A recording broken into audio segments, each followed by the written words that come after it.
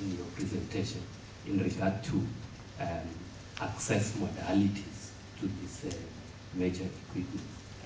There were 3 of them: open to everyone, restrictive in the second option, and the third one I missed it. I listened very carefully. I wanted to hear which option you favor, which you consider fair. Would you please just explain which option you consider fair when it comes to access to these major facilities? The second question is, I understand that this is an initiative which at the end of the 4th year will be wrapped up, and I think there will be certain recommendations as to how best to share these major facilities. But this project is self-defined as concerning Africa and Europe. But as Professor Gonzalo said, I mean, science is global. There are major facilities, for example, in places like the Middle East. There is a project called SISAME, which is currently going on, and I think it will be completed in a few years.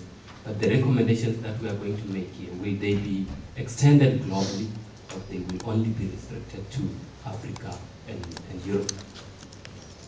We may just, if I can just, before Professor respond, I think there are two things that we have to distinguish here now, is between the PAERIP project, which is this Africa-Europe partnership, and then the work of the group of senior officials, which is a global. That's, I mean, everybody does. So, you know, I know your question is directed towards the recommendations from PAERIP or from the group of senior officials. I'm not sure. Yeah, I want to know if the recommendations that will be made here. PAERIP. Yeah, the PAERIP. Yeah.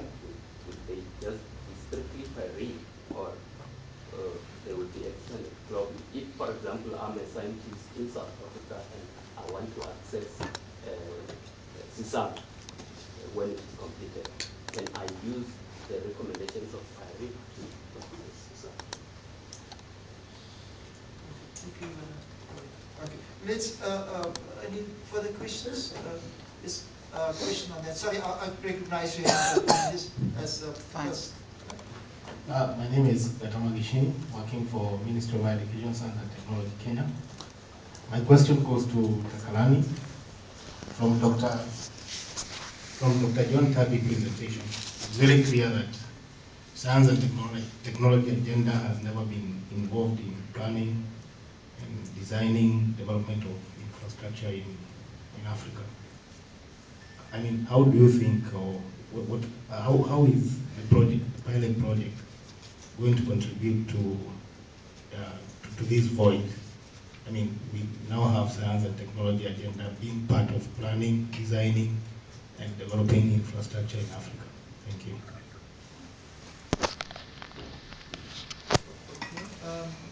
Prof, I don't know what you want to respond to Ruzani's two questions. Yeah. I mean, I think you're in a better position to give the context, not just the modalities, I mean, the different options for access, and then PAERIP versus the work of the global, I mean, the senior officials.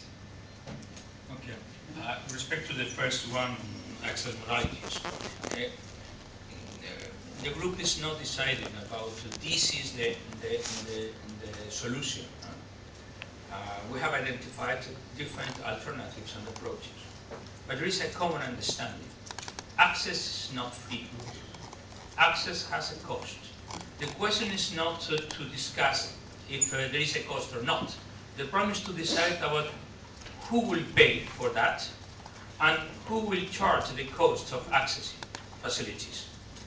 When one researcher is going to one facility, of course, there is an individual cost by the mobility, the logistic sense, etc. But it's also necessary to pay for the technicians and support that should be given by the facility. You know, the question of here's the key of the synchrotron, please use it during this week.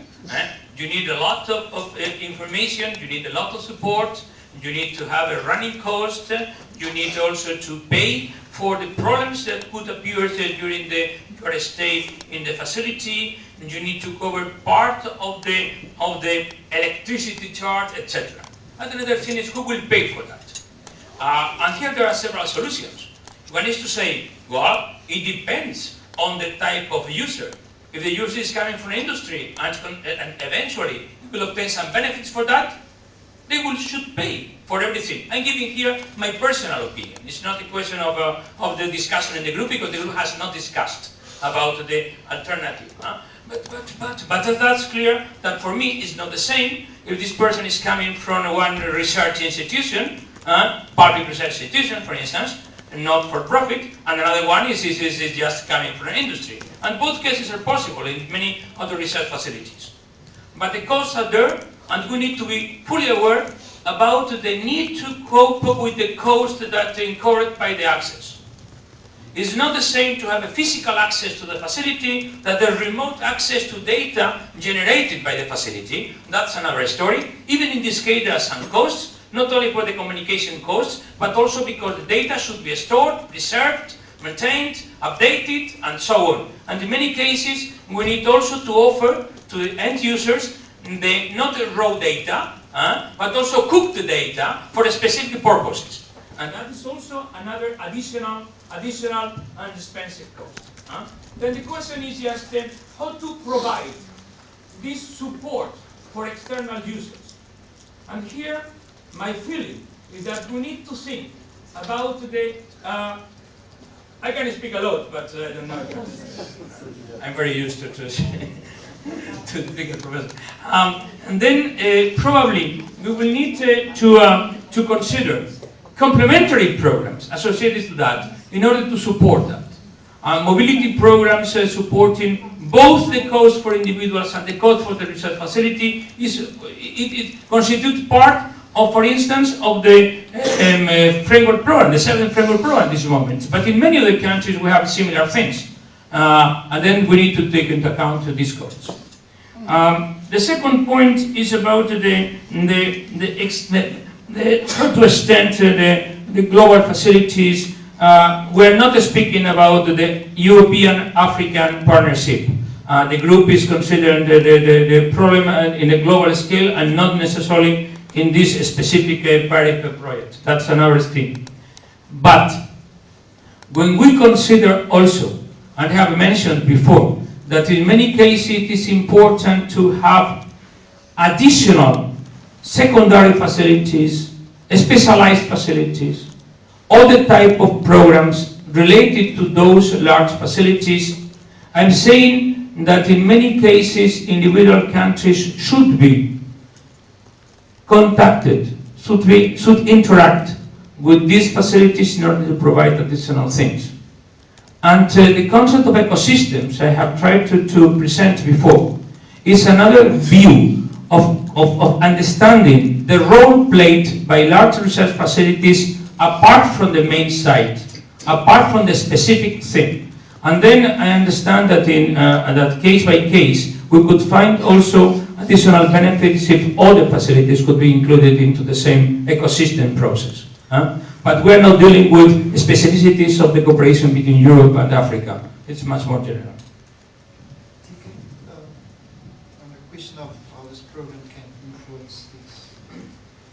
Well, yeah, I think on this question of this, whether the scope of PAERIP will just be limited to, the recommendations will just be limited to Africa, EU, or not. I think let's see this as a sort of an instrument that will catalyze the development of a roadmap for research infrastructure also in Africa, but that the roadmap that will be very inclusive. Of course, there are very specific deliverables that will talk to, improving access between Africa and Europe. But I think that the main objective at the end of the day is to really energize or create a space, and opportunities whereby Africa can then start to come up, develop its own strategy that will be inclusive and not just limited to Europe. So I think these recommendations will be applicable, also to cooperation with other continents as well. And then I think on the question of the gap, from the, African Union or the NEPAD side, I think we will be working closely, with both NEPAD and the, AU through their joint expert group.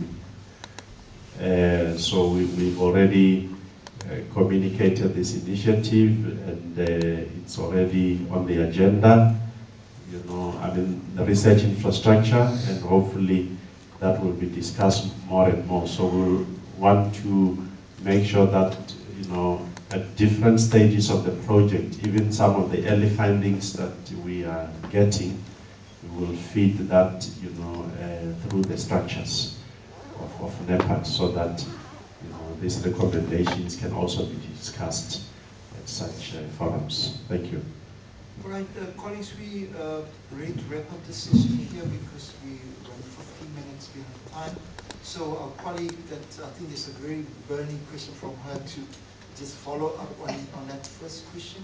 If you want to. Very briefly. Yeah. I think we have to be cognizant of the context in which we construct our knowledge and develop our research infrastructure. We are living in a world where the research budget of Shell is bigger than the whole European budget. And I know the influence of the corporate sector in our universities. It's penetrating, it's going much wider than paying for PhD bursaries. Corporate executives play leading roles in university senates and in big international research policy bodies. So we have to be, if we have our own countries or our continent's interests at heart, we have to be cognizant of that and not naive. That's the only point I want to say. So it's better to mention it. What did Dr. Heide said about speaking about the elephant and not leaving the elephant in the room? I think it's power and corporate power we should openly discuss. Thank you. With that, we would like to say thank you very much for your contributions and participation in this session here. But I think let's again use the opportunity to say thank you to our speakers, and in particular the people who have been invited, Dr. Tambi and Professor Leon, for sharing with us their experiences through this presentation. So let us give them another round of applause. And we have two small tokens of appreciation which will be presented to our invited speakers and our colleagues.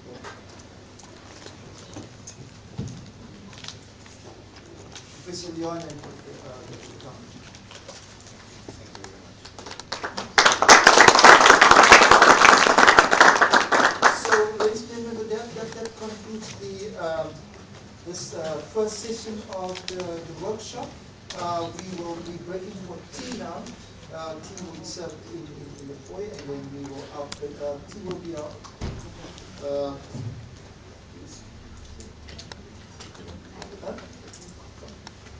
Okay. Could we make tea 10 minutes and be back here?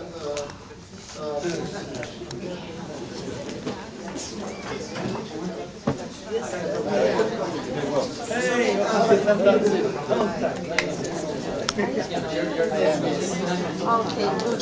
Thank you. Sorry, there's a request that we just get in that built-up area for group get